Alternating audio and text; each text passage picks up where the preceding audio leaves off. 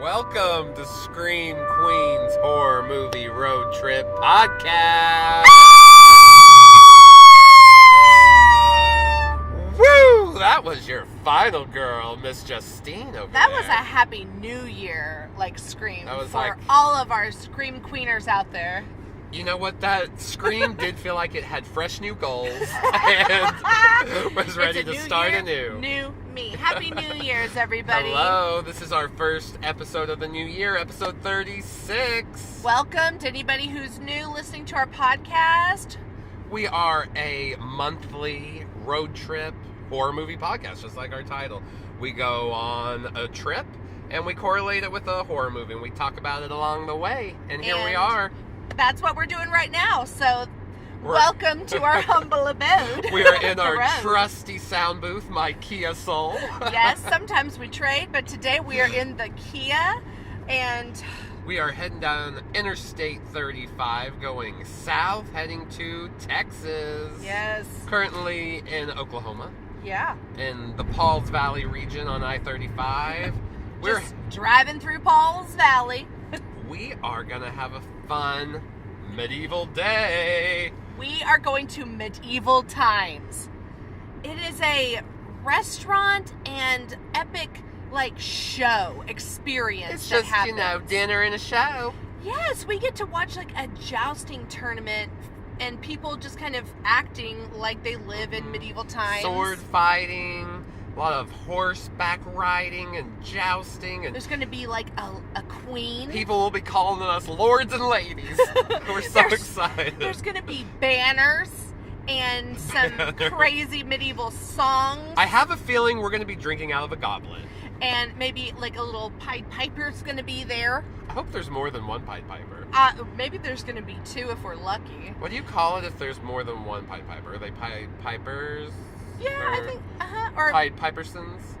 Or, yeah, or maybe we'll just create our own I hope there's plural. a lot of Pied Pipering going on. We got some pipers going on.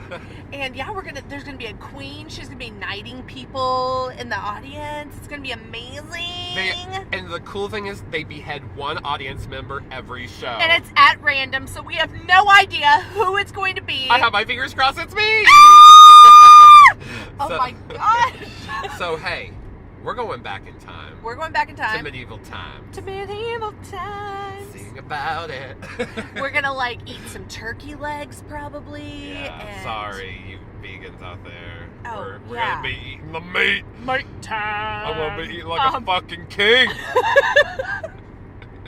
Okay, but we are covering what medieval horror movie are you thinking out there? Shout it out! Well, of course, it's Army of Darkness. Yes. Okay, Josh, have we ever covered any of the Evil Dead movies before? So we're starting with part 3. Yeah. The Medieval Dead. We're gonna do the Medieval Dead, yes, aka the Medieval Dead. AKA Medieval Army Dead. of Darkness. That was a title Sam Raimi was interested in using at one point. The director. Sam Raimi. and writer. And he wrote with his brother Ivan, right? Mm-hmm. Ivan. Yep, Ivan. What a shout out to Ivan. He doesn't know us, but shout out to him. He's kind of like the black sheep of the family. So yeah. We have no idea. No, we're just making shit up. Okay, movies from 92, so back last millennium. Mm-hmm. This movie's old. It's pretty old. Yeah, no, Sam we've Raimi definitely covered a lot older, and we're just joking. He's already had 2 movies under his belt with this Evil Dead franchise. He would have already done, Evil Dead 2. He would have already done Darkman, would have been before this. That would have been his first major studio film, was Darkman. And that's what kind of led to him being able to do this film, Army of Darkness. Army of Darkness. And then, of course, we also know him doing the Spider-Man movies, the Tobey Maguire Spider-Mans, 1, 2, and 3. He had a string of, semi, kind of serious films, starting with, The Quick and the Dead, but that's a lot of fun. But then he did, For Love of the Game and The Gift. The Gift is actually pretty scary, pretty creepy, but I feel like he tried to go very highbrow for a minute. Mm-hmm. And those movies are good, but... He got his brows done? He got his brows. He got a high arch. Highbrow. But... And then he went back to his roots and did Drag Me to Hell. And that movie is so great. And of course, Oz the Great and Powerful. Yeah. That one. Sure. Moving along. There's definitely something to be said for that. And as of recently, he directed the first episode of Ash vs. the Evil Dead. So he's dabbled back into horror where he began. And I'm loving that. It's always my Ash favorite. Versus Evil Dead. Yes. It's a goody. It's good. It's over, though. Yeah. But, we have 3 more seasons of, a lot of Ash. Ashy. A lot of Evil Dead. Yeah, and if you don't know Ash, that's who we're going to be talking about. Lort for that. Lort Ash, because he's going medieval. Medieval. So, yeah, we're heading down to Dallas. Going to go to medieval times. For us, Dallas is it's not that bad. It's about a 3-hour drive. Yeah. It's a straight shot on one highway. A lot of people in Oklahoma go down to Dallas a lot. A lot. I'm sure not as many people come from Dallas, Oklahoma City, but alas. Here we are going to Dallas. So, medieval times. That's our theme today. We're gosh. taking it back to the year 1300. 1300 AD. That's where the movie starts, anyways. Yes. Okay, yeah. So let's go ahead. We'll start out because it does open in 1300 AD, and you're like, what the hell? You're like, Ash. And then we get a little recap. If you've seen 1 and 2, you know kind of what's going on. Ash has been wrestling with the Evil Dead in the woods. There's demons. There's unseen forces that are trying to take this man down. It's Ash's problem, and people walk into it, okay? Or does Ash cause every problem? Yeah, Ash. Ash. That's how Australian people say it. Ash. Ash doesn't ever help himself. Never. He will mispronounce something. That's always the best, and he just doesn't care, and he never learns from it. And he'll go on and mispronounce the next thing. Yes, he doesn't learn from maybe a previous mistake. No. Okay, so we're going to open with... He's kind of the ultimate douchebag in a way. Yeah. But he's the ultimate lovable Yeah, because he's like handsome daddy Bruce Campbell. He's handsome daddy lovable douchebag, Teddy bear. Teddy bear. Just keep adding. Yeah, I mean, he's a horror icon at this point, right? Oh my gosh. We're going to see him in Frightmare in a few months. Yes. Justine and I, we're going to cuddle him up. I'm going to wrap my arms around that man. We're going to sniff him. And I'm gonna get just that scent. Take in his essence. I'm gonna take that essence. And we're gonna live the rest of our lives like we are fucking Bruce Campbell. Oh, in my hotel room? No, not fucking Bruce Campbell. We won't. But like we are. But like Bruce because Campbell. we hugged him, took his essence. We are now Bruce Campbell. Like kind of like we're all Negan if you watch The Walking Dead. So we are one. We are Ash. We are Ash. We are Bruce Campbell. Hashtag we are Ash. Hashtag we are Bruce Campbell. Hashtag. So, moving along. Hashtag. For the sake of just so you guys know what we're talking about, we're going to be covering the theatrical version of this film. And there's really not much difference. There's maybe 10 more minutes in the director's cut. A little handful of minutes. Different ending. There's a love scene in the director's cut that even Sam Raimi himself admits is kind of out of place. It's a little too serious, he says. And I agree, because just out of nowhere, it's like, okay, Ash makes love. Yeah. No, Ash fucks, okay? Yeah. Yeah. Which you would think it seems out of place, and it is. So, they didn't end up putting it in. So. Alas. Here we go. We start with Ash in chains. Shackled. He is shackled. And he's shackled with a lot of other shackled men. In medieval Shackleville, England. They are obviously being taken somewhere, shackled, to be punished. Thus the shackles. Yes, hence they're shackles because they're bad guys, or we think. But no, it's just Ash. He's walking, and you've seen Evil Dead 1 and 2. You know what's up. You know what's up, but he gonna let you know what's up. He has landed in medieval times. Mm-hmm. He's like, yeah, guys, how did I get here? Let me recap. Yep, and it does. You see him in the shackles, and then you get a flashback. And he's like, here, let me tell you about how all my problems started with this Necronomicon. Yeah. And how it ruined my friendships by having me kill my friends because they got possessed by deadites. How it killed my girlfriend, Linda, played briefly by Bridget Fonda in a funny little cameo. Recap. In just this little recap. Not she in the didn't play previous it movie. in... So 3 people have played Linda. Yep. There's been a Linda in every movie. There's a Linda in every movie. And a Linda in every heart. That was good. I don't give a fuck what anybody else thinks. That was some funniness. I appreciate it. Go. I love to write poetry. So the Necronomicon Ex Mortis has caused him a bit of problems, and he wants you to know right out that he gets sucked into this portal.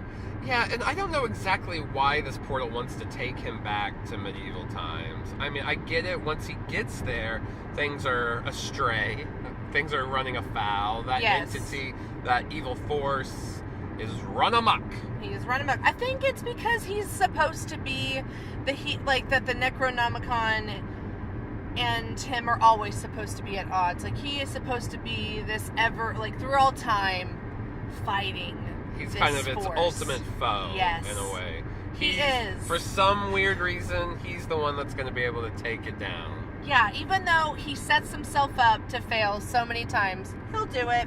Okay, so now, after we do have that little recap, a little cap to that recap. And they go into detail about the Necronomicon. You get to see pages of the books and about how there's all these cantations in it that can awaken the dead, and how you don't fuck with this book. Nope.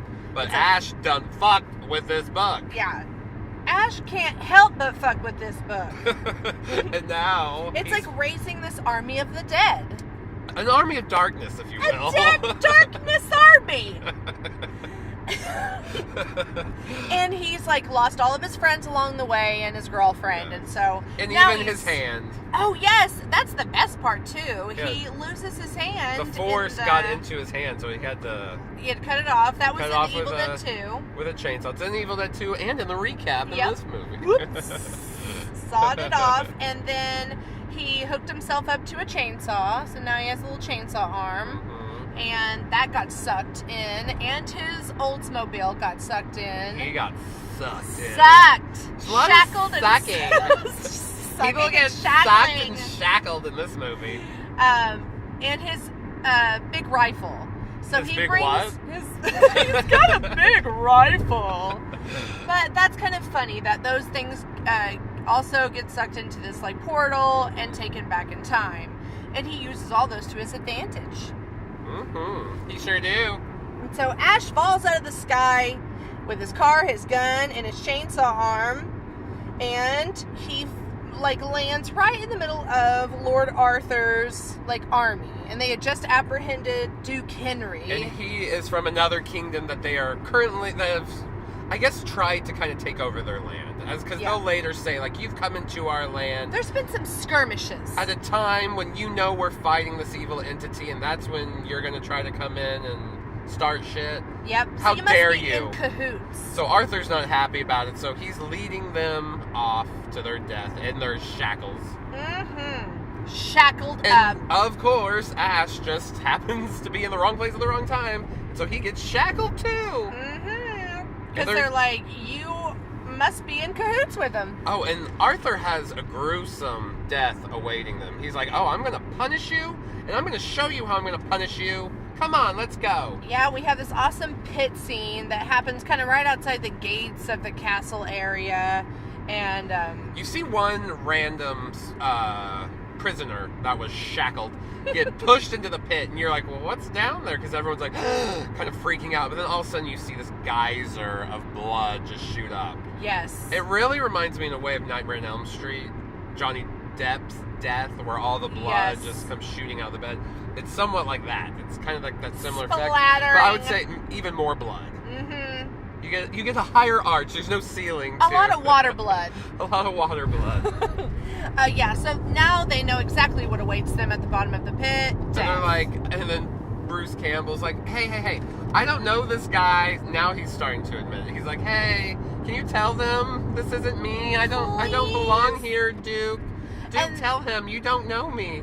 The Duke guy's like, I don't know you, but you're probably... He's like, it's not going to help anything. Yeah. They don't care what I have to say. But there is somebody who is going to try and help him, and it's the wise man. And he goes to tell Arthur, like, I think you shouldn't throw him in there. He fell from the sky. I think he's here to help us overall. But all of a sudden, there's like this maiden. Yes, Miss Sheila. Who's like, I'm going to fuck some shit up. She's like, I got a rock. I'm going to throw it at the guy in the weird clothes. Because Ash, you know, is in this tattered up contemporary clothes. Jeans, button up.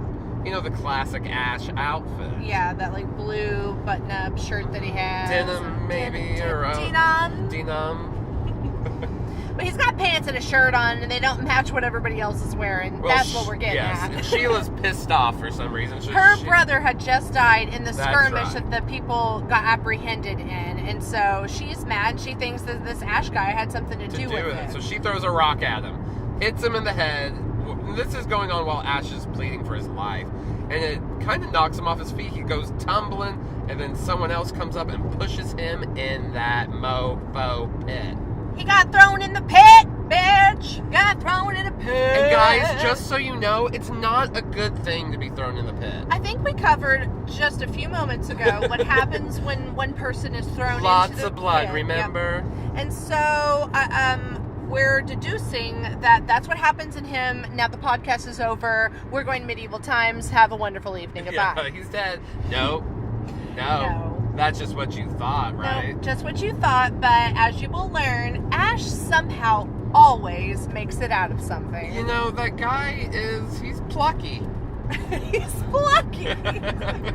He's plucky. He knows how to get himself out of a cinch. He does. He always seems to get help at just the right moment. So when he is in the pit, he finds oh my gosh, you get a wonderful scene. Yes, you get the Sam Raimi loves to do this thing where you see the bad thing coming before the person does. Mm-hmm. So when he has his back turned, you see this hand come up into view, and then when Ash turns around, the hand goes down.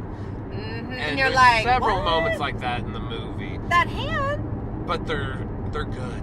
They That's add creepy hand. Such good suspense. Mm-hmm. It has you thinking like, oh shit, I just saw that creepy witch hand. Where'd she go? Where'd she go? When's she coming out? She's in that water, because down in the pit, it's like a dungeon, a wet, soupy dungeon. And the dungeon has like these iron spikes that are closing in on each other. Yes, and that doesn't start yet, but you can see around that there's like some spikes that are there, and you're like, oh no, that's just something else that awaits, like this character.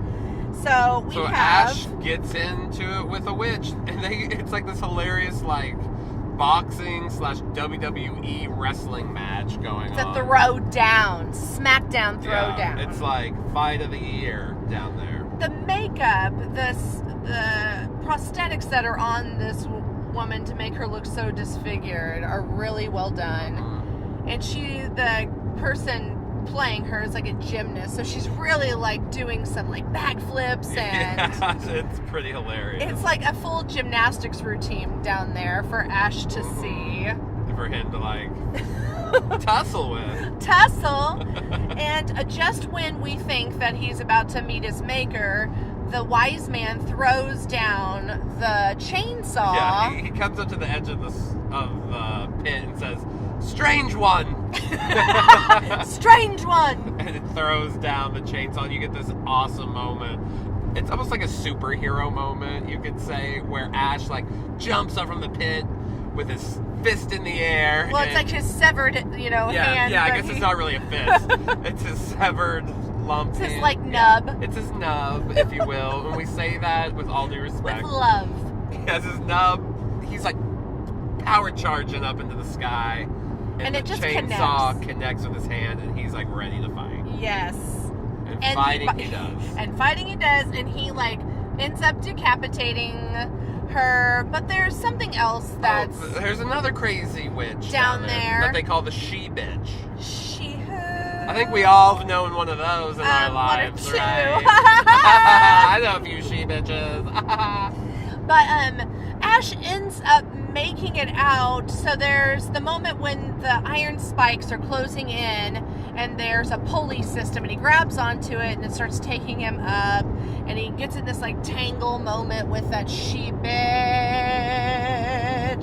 And that's a really fun moment. But he ends up climbing out. And he's like, I did it. I made I'm it. out. Y'all are What all now? impressed, bitches. And then the sea bitch. Now it's like Ursula coming out. Now the she The bitch she comes out bitch. one last time, and he Has his boomstick, as he lovingly calls it, his rifle that he got at S-Mart. at S-Mart. Where he works. Yes, he does work at S-Mart. Yeah, he does say, like, oh, how I ended up, when he, like, recaps, like, Yeah. I was just working at, like, At S-Mart's the S-Mart. store, but sorry, we should have mentioned that. Yeah, it's kind of important because he's Yeah. he loves his job. Yeah, he's a grocery store Which is clerk. good. I like anybody who's proud and takes pride in what they do. Yes, no matter what it is. Mhm. America. Do your best at whatever you're doing. Okay, so the townspeople are celebrating. Ash has defeated the she-bitch right in front of them, and nobody can argue that he must be here to help them. Yeah. And of course, that Sheila goes from hateful to horny. Oh my god, all of really a quick. sudden her top's down. She's like, I and thought you killed tits my out. brother, but now let's go make love. Like, have a moment. And get deleted because it's too sincere. Yeah. So we just like make out for just like a moment. So yeah, Give me for a some sugar, second, baby. everyone's really proud of him. They're seeing him as a hero. They're very perplexed by him because, you know, he has this boomstick and he... A chainsaw. They seem to understand that he's not of their world anyways, Yes. that he's from the future. They know something's up. And so they're very kind of impressed by him. So much so that Ash is able to get Duke Redbeard, what's his name? Duke Henry the Red or whatever, Yes. off. They're like, he's like, let him go, get him Yeah. out of here, let him go. We have bigger fish to fry, in Yeah. a way. And Arthur and the wise man tell him, like, you need to go get the Necronomicon if you're wanting to go back go forward in time to your time. And they give him kind of like the directions and the magical phrase he'll need to do I think that. first though, don't they go up into the castle and he's like, all those ladies are like feeding him grapes, and then that's when Sheila really comes in and is like, hello, look at my tatas. She's a horny bitch. And then they fight that witch. Yeah, that they have a other moment witch. with the There's like witch, yeah. another crazy witch fight that's like classic Sam Raimi. Just Yes. with the scares and how things are photographed. He loves like a close-up. I guess the best way to describe it is almost like a push-in to someone's face. Yeah. Especially Ash. And it's always like Ash giving just a crazy look. Mhm. Or he's scared. A funny I face. feel like Peter Jackson uses that effect quite a bit. And they use it properly. It's effective. As It's well good. as the semi that's changing lanes in front of us. Right in front of us It's and like cutting me off. causing Distracting me as I talk. causing a scary moment for us. Yes, there's like another incident with another witch, and she kind of like clarifies that like Ash is going to be like, She's like, Ash, you will never get the Necronomicon. mm-hmm, Like, she's like talking shit to him. Like, you can't. I'm gonna stop you. mm-hmm. But she doesn't. She gets her head blown off with a boomstick. And so Arthur and the wise man are like, yes, you are definitely the dude, so this is where you can find it. And then the wise man's like, and this is how you need to You're gonna get need it. this to get home. Yes, like, Also, so you need yeah. this phrase to get the Necronomicon, and inside the Necronomicon is going to be the way for you to get to your place, Yeah, he's your like, age. the book's gonna save us, and it's also gonna help you. So here, we're both jerking each other off. We're both gonna come. It's gonna be good for both of us. Here we go. Say the right phrase, damn it. Yeah, please say the right phrase. But do you Practice think... saying the right phrase. But Miss Justine, do you think he's gonna say the right phrase? Mr. Josh, I do not. Because we've seen the movie, but... Of course not. What do you expect from Ash? He gets there. And well, hold on. We have the funny Gulliver Travels part that we can't miss out on. Oh, yeah, because he's got to fight. He's running on horseback away from the evil dead. Yeah, so he gets into the haunted forest. He's on his way to finding the Necronomicon. I can't believe I almost forgot this part. It's like one of the best parts of the movie. Yeah, so he, bids goodbye to everybody, and he gets into the haunted forest, and the unseen force starts to come after him. It's pushing through the trees and rustling the leaves, and we get that camera. Yeah, if you've seen Evil Dead 1 or 2, you know exactly what we're talking about. It's in all those movies. It's kind of how you identify the force is coming. Yes, it's a big thing in the Evil Dead. It's like these crazy handheld tracking shots through the forest that go really fast, and you can tell they sped it up in editing just a little bit, and you get this sound effect like it's an otherworldly, like it's almost zooming in a void or something. Yes, it's coming after, and so we know that is what's happening, and he knows, and so he starts running, and he finds this windmill to take shelter in from the unseen force. He gets thrown off the horse into like this huge puddle of mud. He's filthy and he's running for his life. The force is after him. He gets to the windmill. He goes inside. He gets inside and he starts kind of just like looking around to see where he can hide. He bumps into a mirror, and little pieces and shards fall on the ground, giving reflections of himself, little bitty reflections. And all those little reflections come to life. They crawl out. Take on a life of their own. Yes. And they have this is fun Gulliver's Travels moments that happen. It's very slapstick, and all these little ashes are trying to kill Ash. They're poking him in the ass with like little fire pokers. They're knocking him down. Once they get him down, they tie him down, and then they open his mouth, and one of the little ashes dives into him. And there's a lot of awesome like camera work that happens there, and split screen, and a lot of great like non-CGI effects. That's practical, one thing. but yeah, like still like it's magic, you know, like it's camera work. It's all. I know, like, especially the Spider-Man movies, which I love Spider-Man 1 and 2, Sam Raimi relies heavily on CGI, but his earlier work was all about figuring out practical effects. It's almost like a magician, the way he would work, especially in the first Evil Dead movie, with what a low budget he had. Yeah. And what he comes up with. He's a master of effects, no matter what And in post-production, what he can come up with. It's cool. And you can see the seams. Especially now, like on these, like the awesome Scream Factory Blu-ray, you can see, things are almost a little too clear. Yes, yeah. So, HD and all that is definitely not helping the magic to stay. But to me, it adds to the charm of the movies. It's like you're still in that world regardless. And his vision is so strong that you stay in that world, even if there's like maybe a little, an effect that's not as impressive.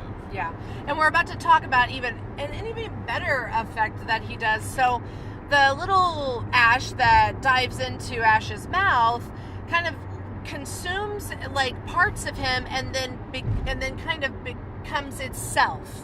Yeah, he tries to kill it by drinking boiling hot water. Yeah. I don't know how that didn't kill him, but... Yeah, it didn't scald his throat at all. All of a sudden you see, like, this vaginal eyeball coming out of his shoulder, and you're like, ew, what the hell is that? And Bruce Campbell, I thought you were perfect in every way.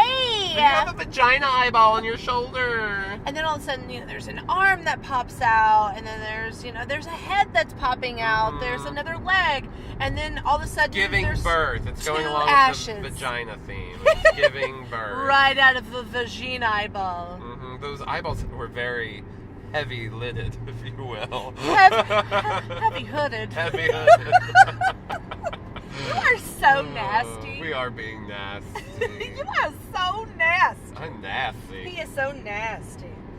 Okay, so now there's two ashes, and there's a lot of kind of comic stuff going on. Where they're like miming each other, and you get a second of like who's who. But what happens? He ends up shooting the other one and says like, "Good, bad, I've got the gun." Yeah, I'm the guy with the gun. I'm the guy with the gun. It's kind of a famous line. The evil Ash, as we're going to come to call him, the evil Ash is just a trickster. He's So he cuts up the evil Ash and throws him into a hole. Yeah, buries him, and then decides, like, okay, now I'm going to go get the Necronomicon, and walks out, and there he is. He's, like, in this, like, graveyard, old cemetery. There's an altar, and there are 3 books. Mm-hmm. And nobody told him there was going to be 3 books. Yeah, he is so confused. And, of course, do you think he chooses the right one the first time? No. No. It ends up biting him, the one that's He gets sucked into one and, like, stretched out. It looks crazy. His chin's bigger than ever. And the prosthetics, the makeup and effects are so good on that, too. Yeah, they look really cool. They're really funny. But they make me laugh. They make me laugh. Bruce Campbell makes me laugh. During this scene right here, he really, like, his comic part of Ash really comes out. I like him. Yeah. He's my baby daddy. Oh, he's your baby daddy. I'm pregnant right now just talking about him, so.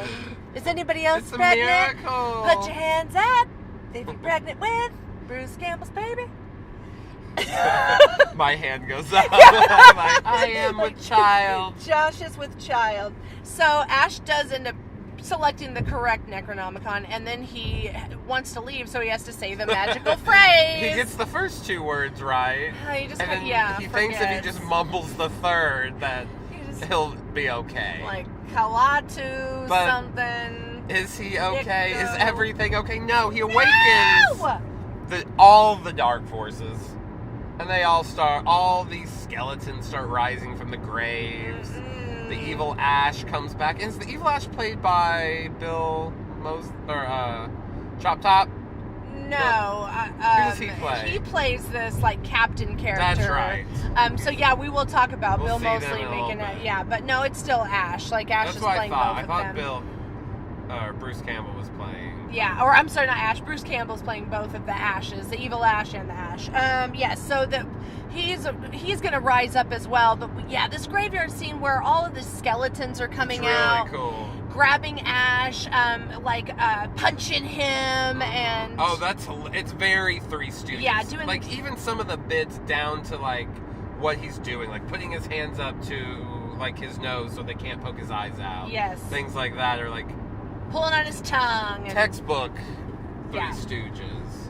And it's funny because, guys, hilarious. This movie, for all of the horrific stuff that's in it, is a comedy. Yeah, it's a horror comedy. It's funny comic relief, but you're also seeing some really awesome effects along the way. There's skeletons raising themselves from the grave.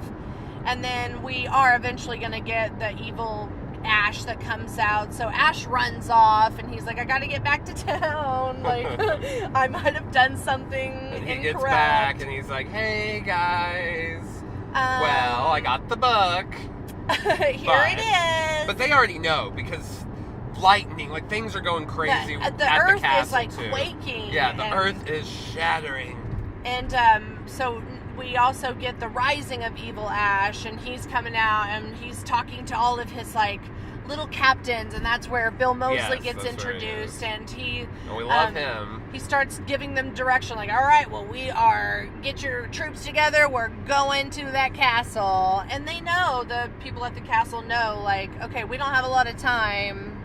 You really fucked this up. Like, thanks. And then it's like epic battle after epic battle for a while. There's a lot of fun, like, it reminds me of like the old Errol Flynn movies, or like the Adventures of Robin Hood. A lot of like sword fighting, going up castle steps. Yes, and, things like that. Like tumbling rocks that are coming down, and there's archers. Yeah, people trying to get over the moat. Like, it's very much becomes like a siege movie. The Evil Dead, the Army of Darkness has arrived, and they are storming the castle trying to get in. And they don't want them to get in, so they're shutting themselves out. And they want that Necronomicon. And Sheila gets apprehended by this, like, winged creature, a deadite. I do have to say, she's a great actress, but her character is so helpless in this movie. Oh, Beth Davids is who plays her. She's been in, like, Schindler's List and, like, Matilda. Bicentennial Man. Wasn't she in Bicentennial? Yeah, she was, yeah. Lots of, you've seen her in things. Yeah, she was in Matilda, I love that. Mm-hmm. And she, she doesn't have, like, maybe too much to work with. She never tries to save herself. She's a little damsel in distress. Always just standing there and screams, Ash, Ash! Mm-hmm. You know, titties instead out of, like, or not. Instead of running from this winged creature that's obviously aiming for her, she just stands there and screams helplessly. Yeah. Lets it grab her and take her away. Yeah, maybe she always wanted to go for a ride. Maybe she's like, this could be fun. Woo! And she's being taken. She's like, a whole new world. Not that movie. Not that movie. Sorry. This isn't Aladdin. Damn it. The winged creature takes her back to the cemetery graveyard area where the evil Ash is. And evil Ash, like, fucks her, right? Yeah, he fucks her, turns her into a Deadeye. Yeah. And so now she's like evil Sheila. There's, like, this nasty kissing scene where, like, because evil Ash now, since he's been resurrected, is disgusting. Yeah, his, like, he's got layers of, like, skin falling off, and his teeth, his jawline's all exposed. It's bloody. You wouldn't want to make out with that. But she's okay, because they have their own love scene. At the top of that altar, she grabs his balls and gives a big tickle and a tug, and there's, a good handy-dandy that happens. It's a good handy-dandy. She becomes evil, and she's like, I might be bad, but it feels good. Yes, so she starts to sing, like, this Britney Spears song, and we're like, wait, she hasn't come out with any hits yet, so back off, Beth. Yeah, girl, that's Britney. So now she's not Sheila, she's evil. That was okay. No, it wasn't the best. It sounded a lot better on papers. Ash convinces the townspeople to round up and to fight, and we get this really funny montage scene of, like, him busting out his Oldsmobile and his science textbooks, and like, you almost hear the song, like, you're the best alive, you're the best. I think you're an octave too high. I think I'm an octave too high and I don't know all the words. But I hear it in my head, okay? Yeah, like he gets his car working, and he's making gunpowder for them, showing them how to make gunpowder. He's cleaning, making a new hand. Goes and gets Duke Henry and his men and convinces them to, like, help protect their castle, protect their town, and protect their people. But they're there now and they're fighting. Yep. They approach. Nightfall brings the Deadite army. Deadites. I love a good Deadite. And so this is the fun scene that happens. We get this Danny Elfman score. The skeletons and all of them come marching in. The Deadite army is, like, approaching the castle. And it is hilarious. They're, like, playing music. There's one, like, there's pipers. Yeah, there's a little skeleton piper. Like, like a guy with a Scottish, like, kilt on, and he's playing, like, what are those things they play? Little fife yeah, drums. Like, it's so funny. But these all skeletons, and there's a lot of different, like, you can tell, costuming that's going on. There's some skeletons that are done by, like, some animatronics. There's skeletons. I see a lot of, too, like, stop motion animation. It's very, like, Jason and the Argonauts. Yes. Those, like, old adventure movies. You can tell during close-ups that there's people, like the skeletal costume, like, mask, and you can tell that there are people behind them, but, like, nonetheless, it's all really cool effects. I love this scene. This scene where they're walking in, this, like, army is coming. It's great. Danny Elfman giving that score, I think, is really awesome too, because he's just amazing. I love him. He scored some of the best movies ever around, guys. Like, have you ever heard the score to fucking Beetlejuice? Like, in your life. in your whole fucking life. Like, have you ever? It will change everything. Yeah, well, it's like that sound, but, like, it's fucking different. Simpsons theme song. Yeah. Okay, I listen to it every day when I go running. It's hashtag Danny Elfman. Get off it. Okay, so there's a full-on attack. We get some awesome battle scenes. We get some awesome kick-ass Ash scenes. Ash's Oldsmobile shows up, and it's on fire. I mean, like, there's just... He's even fighting the evil version of Sheila. Yes. He throws her in that pit. Throws her off of a little cliff After she almost stabs him in the dick. Dick stab. Yeah, she has this long spear that she's going after him for. He's on the ground. She is stabbing at him, and she's relentless. She's so mad he didn't do anal. He finally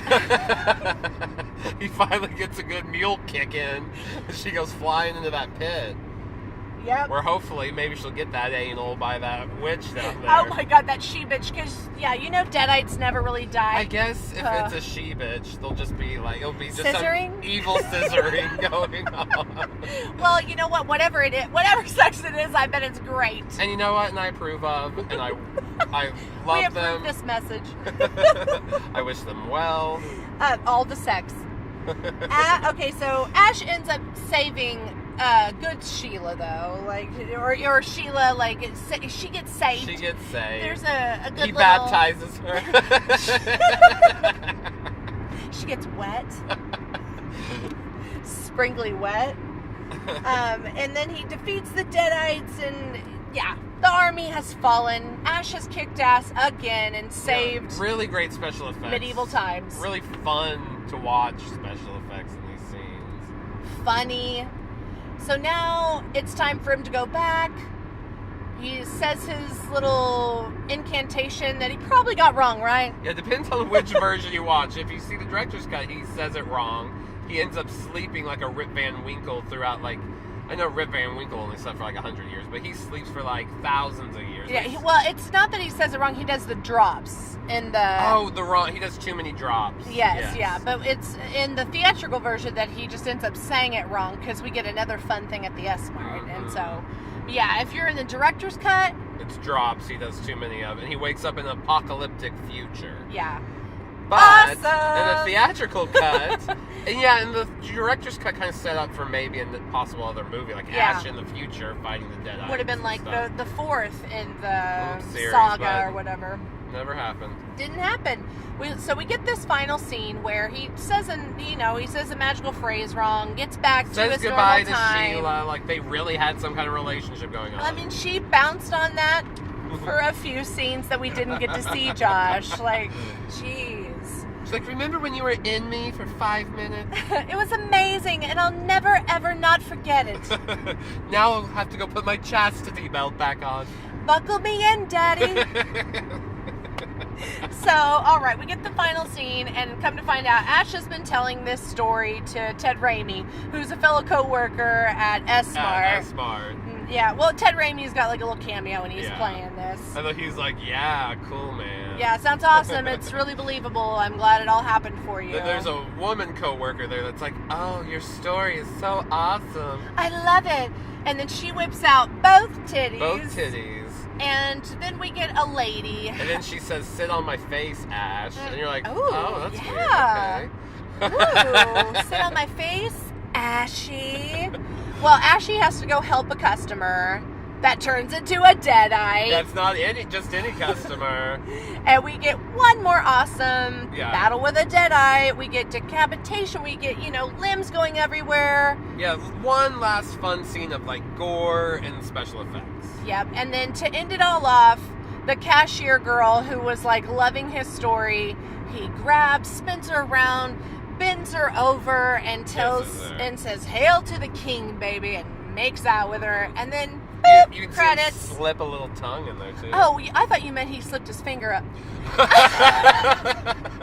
Well, we are gonna just end right there. That's the director's cut. Yeah, you're so right, guys. Okay, watch the director's cut while we leave, which is only gonna be half a second, but watch it. Okay. Yeah, we're heading down. We're gonna go to medieval times. We're about an hour out or so.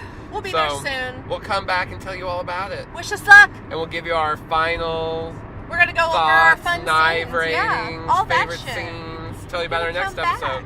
Yeah. All right. See you in 2 seconds.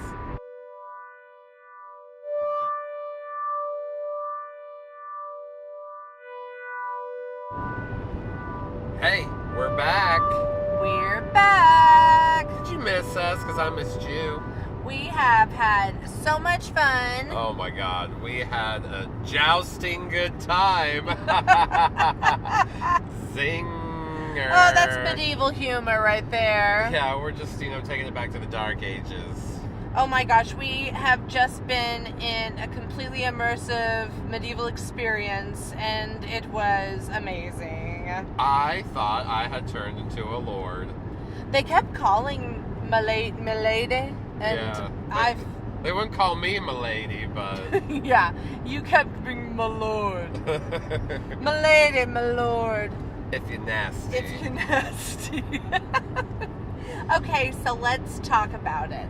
So we get there, and, we got there. It started at 5. Mm-hmm. We got there at like 3:15. There's already a line. It's already a line time. We're already having difficulty finding parking. So we find our spot and get in line, and we get in. We decide we need to upgrade this bitch, and we get VIP. Because us bougie asses. We like to live with outside our means. Like, there's where our means are, and then we are on a whole other area where we don't care. You dangle a VIP upgrade in front of us, and we're probably going to take it, because we don't like the idea of people having more than us. Like, that they're going to get to see something in a better way than we are. But, so we upgraded, which was really awesome. And it wasn't that expensive at all. No, it really wasn't. It was like $12 a person to upgrade to get front row seat. So that was really awesome. That made all the difference in the world. It really did. It was awesome. But we even got like little banners. Yeah, they had like little shops and all different kind of things you could do. You took pictures when you first got in. And we got to take a picture with like a lord that was in the Queen's court. Yes, he was a part of the whole dinner theater experience himself. He was amazing, but I don't remember his name. So they're like acting from the minute you come in. You get in there and they are like, my lady. My lady, my lord. My lord, my lady. My lord, my lady. My lady, my lord. But, and then we got drinks. Yeah, we decided, we're like, let's get these Long Island iced teas. 2 drinks, $60. It was crazy. Well, the drinks were like $50, but I mean, you gotta tip people, so so you gotta give something if you're getting something. So our Long Island iced teas were both like $30 a piece. And we did get to keep the glass Pilsner that it came in, because that's the one we chose. We were just kind of like unaware of maybe what the price was going to be. It was one of those menus where the prices aren't listed. They tempt you with like a souvenir glass. It's like, here's the glass. We're like, we'll take that one. Yeah. And fill it with Long Island iced tea. And we could have gotten a plastic one, we realized later, but we the glass, because we like the finer things in life. The luxurious lifestyle Damn fits it. me well. So we got our drinks, and we started making like Instagram videos, and it was maybe you saw some of them. It was all fun. We got to see little kids being knighted. We chose, like we said, when we first came in, we took pictures. So we went to the little booth, and we got to pick up like a background for us, because it was in front of a green screen. And of course, we went for the most over-the-top background we could. It has like this dragon. Yeah, this hilarious dragon behind us. I was like, the dorkier, the better. We were living in a fantasy land. We were.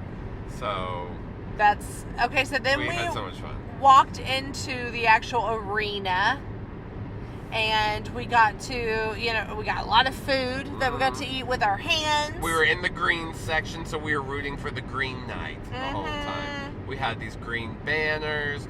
Every time the green man showed up, the green man, we freaked out and cheered, and we were whooping it up, hollering, booing everybody else that wasn't green. If you weren't green, you weren't on my team. Like, it was kingdom versus kingdom, and we were calling him a sweet baby angel. And it was a good long show. Yes, it was at least 2 hours. There were dancing horses. There were falcons. The falcons, I love the fucking falcon. This falcon was flying over our heads. Amazing. It was swooping, it was diving, it was flying. It was prancing and dancing. Oh my gosh, it was swooping and tumbling. lifting weights.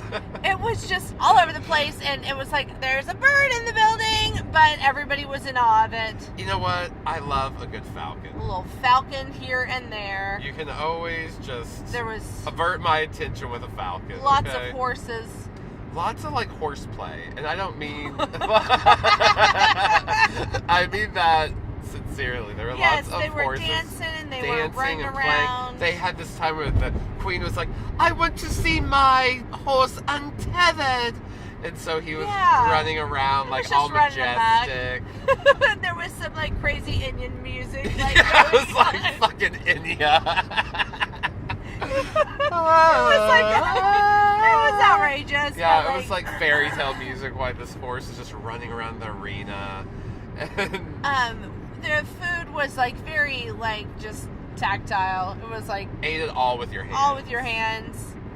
We had like big potato. Chicken legs, a little potato wedge, and corn on the cob that was super buttery and wonderful. Tomato bisque that you like ate out of like a saucer that had a handle. And they start you off some good, and then you get some garlic bread. Oh yeah. The only disappointing thing was at the very end of your dessert is they like just throw a little slice of pound cake. They just put like a little pound on there. I was like, oh, pound cake.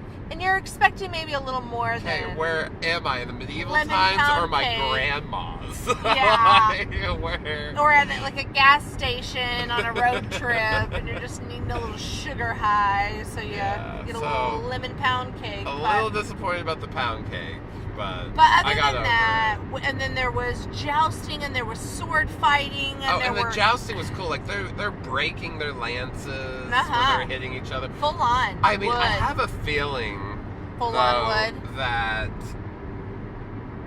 they were like pre-cut or something to split easier. Full on wood, though. Full on wood.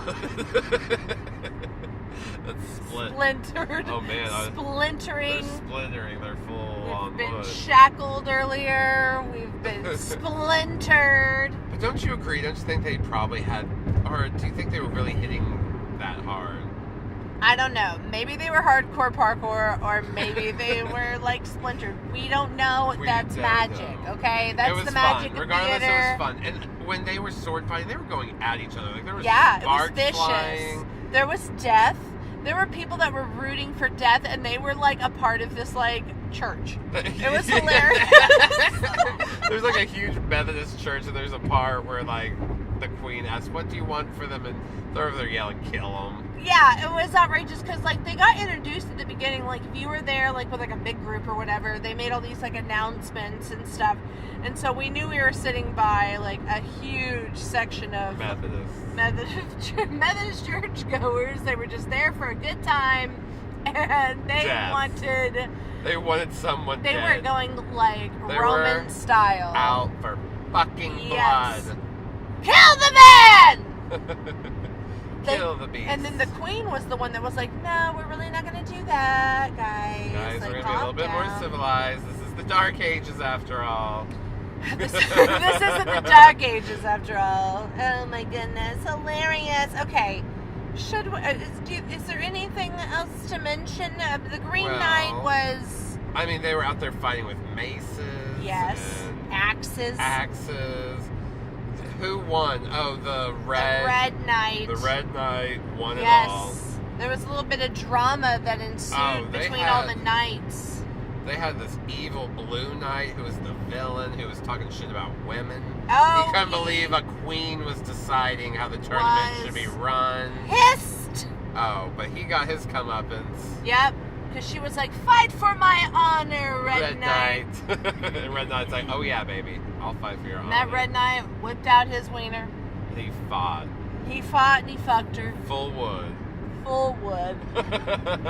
Oh, speaking of full wood. Something's got to do with something. Talk about Bruce Campbell. Oh, you got that full wood? Let's talk about Bruce Campbell. Let's talk about it. What do you want to say? He's so fun. He's my daddy. Okay. I thought you were going to leave Bruce Campbell for some of those nights. Oh my gosh, yeah. I mean, there were a few nights that... tickled your fancy? Didn't they tickle yours? Made your pubic hairs tingle? I got a little pubic tingle. So, Army of Darkness, Justine. Army of Darkness, it was totally freaking amazing. Holy cow. Totally freaking holy cow. Holy cow, that's such a great review. Can you even believe it? Okay, so let's talk about it. Okay. Sam Raimi. Yeah? Let's talk about Sam Raimi. Well, we like him. Yeah, he's amazing. I mean, yeah, what's not to like? He has a really great eye for the camera, and he knows what he wants, and he had a good eye in Bruce Campbell, and, like, being friends with him and making movies. And when you watch it, you almost feel bad, like, sad that they couldn't, too bad that they didn't get to continue the franchise. But they did, years, now we have Ash vs. the Evil Dead. Granted, it's canceled now. Right, well, we had some really good, just kind of extension of the story. Maybe things that they wanted to touch on, but they didn't get a chance to. They touched it. They touched it like I want to touch on Bruce Campbell. We are like in a bumpy area. My voice is going like, I know, we're like on a really loud part of the road. Not only do we already have to contend with road noise, but now it's like hardcore. Sorry about it, guys. Sorry about that bump. We're like, oh, you want to record now? Okay, here. The road's gonna get terrible. All right, girls. All right. So let's talk about some favorite scenes. Oh, before we even do favorite scenes, can we talk about just like hilarious one-liners? Yes. There are some. Bruce Campbell, I swear, every few seconds. Give me some sugar, baby. Give me some sugar, baby. My favorite is when he first meets the Red Duke Henry. Oh, yes, and he introduces himself, and Bruce Campbell, as Ash, says, "Well, hello, Mr. Fancy Pants." That's a good one. He's a man. You know why? Because I really like wearing fancy pants. Yeah, and he's not a fancy pants kind of man. He's like some hardcore Duke Henry of the Red man. So he's not fancy pants. He's just like a red man. He is just an army man. Yes. Well, let's also talk about the gun. Yeah. The boomstick. I'm the good, the bad. I'm the man with the gun. Oh yeah. Like there's some just great quotes throughout. Like it's almost so one-liner heavy that I can't even think of created for memes. Yeah, exactly. It's like, oh, there's going to be a thing called GIFs one day. One day, I'm going to be able to be living in people's Instagram stories, just popping up, saying random things. You can send me as a message to a friend. An assurance message, or a maybe later message. Okay, let's talk about favorite scenes. Let's talk about favorite scenes. Let's talk about you and Ash. Ash and me. Okay, I'll talk favorite scenes, and I'm going to do the graveyard scene. I really like the skeletons emerging out of the graveyard and getting Ash and them coming out and all the, like, just practical effects that are going into that. Pardon me. I really enjoy Pardon my cough. I really enjoy that scene. Really sets the mood. It's also funny, but it's kind of terrifying because now Ash is going to contend with like an army of darkness. Yeah, and I love the slapstick element when the skeletons are first coming out.